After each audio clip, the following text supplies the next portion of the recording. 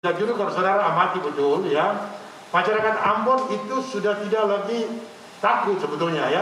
Tingkat ketakutan itu sudah mulai menghilang. Tetapi tingkat disiplin ini yang harus kita tingkatkan. Nah, PKM ini ya, pembatasan kegiatan masyarakat ini bagian dari upaya untuk meningkatkan kesadaran masyarakat dalam sebuah gaya hidup yang benar.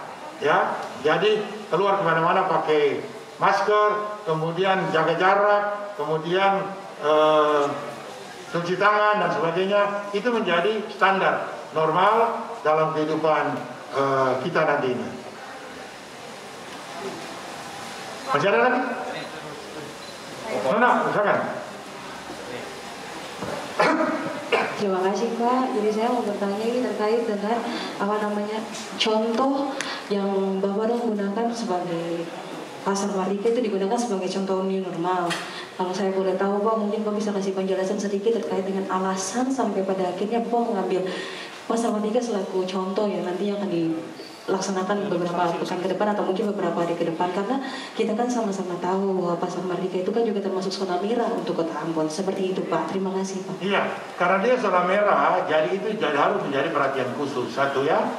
Yang kedua, serentak dengan kita dalam pasar itu, karena dalam minggu ini itu sejumlah pedagang itu akan kita pindahkan dalam persiapan untuk pembangunan pasar baru. Jadi ini sekaligus untuk menata yang untuk itu ya.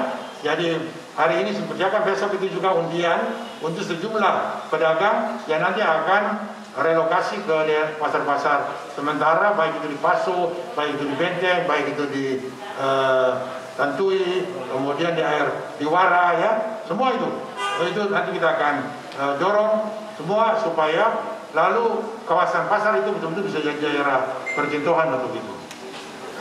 Sanksi. Terima kasih. Ya, makasih Pak Wali. Penegasan saja Pak Wali, dengan penerapan pembatasan kegiatan masyarakat ini berarti usulan PSBB ke kementerian tidak jadi Pak? Sebetulnya tidak jadi.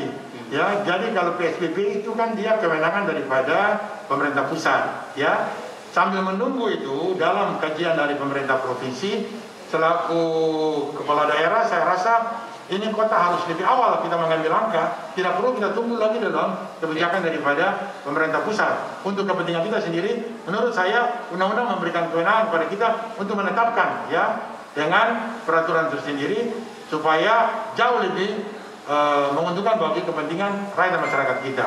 Bahwa kalau nanti misalnya pemerintah provinsi merasa bahwa harus itu diteruskan ke kementerian untuk ditetapkan dan dinyatakan sebagai daerah dengan status PSBB dalam skala besar, berarti kurang lebih ada 7 ya, ada 7 pembatasan sesuai dalam undang-undang kekarantinaan itu. Nah kita cuma 4 saja, tidak 7, 4 saja. Begitu. Oke, baik Pak Wali. Saya sudah membaca draft dari Perwali itu yang barangkali besok akan disahkan. Intinya tidak berbeda jauh dengan PSBB sih. Ya. Hanya kemasannya saja, bungkusannya saja yang berbeda. Nah, bolehkah kami diberi salah satu contoh Pak Wali untuk di Ambon sendiri? Seperti apa? Katakan saja di angkot nih. Pembatasan seperti apa yang dilakukan di angkot gitu? Dan diikuti dengan konsekuensinya. Boleh kami dikasih satu contoh saja? Jadi begini, untuk moda transportasi umum itu ada pertama pembatasan ganjil genap. Jadi aktivitas kendaraan itu dia akan dikurangi. Itu satu. Yang kedua, kapasitas daya angkut ya dari seluruh jenis kendaraan roda 4 itu hanya 50%. Jadi baik itu mobil umum maupun mobil pribadi, semua itu 50%. Jadi kalau misalnya saudara naik sedan, yang misalnya saudara naik mobil kijang yang kapasitas itu 8 orang, ya 332, berarti dia hanya bisa angkut 4. Ya. Nah, itu pembatasannya. Lalu seluruh kan wajib memakai masker. Kalau misalnya mereka itu tidak taati untuk orang perorangan, maka ada kemungkinan 3 sanksi yang ditetapkan. Yang pertama itu sanksi tegur secara lisan, yang kedua secara tertulis, yang ketiga bisa dalam bentuk sanksi sosial. Sanksi sosial itu bisa saja disuruh turun, lalu disuruh dia bersihkan itu lingkungan di sekitarnya. Tapi untuk ya jenis-jenis kegiatan pembatasan usaha yang melanggar aturan itu bisa disanksi denda, ya, yang besarannya adalah 500 sampai 5 juta ya, 100 sampai dengan 1 juta sampai dengan 5 juta. Ya, itu sanksi dendanya untuk jenis-jenis usaha. Nah, terima kasih Pak. Pak Wali, satu Pak. Mungkin Pak minta tanggapan. Ini kan beberapa hari harus melakukan sosialisasi Pak di Mardika. Apakah juga enggak sosialisasi seluruh kota nih? Ya, untuk di Mardika Pak, apa atau di seluruh kota Pak, apa dilibatkannya yang soal pemukulan dengan rotan Pak? Itu juga dilibatkan Pak, mungkin mohon tanggapan Pak. Terima kasih.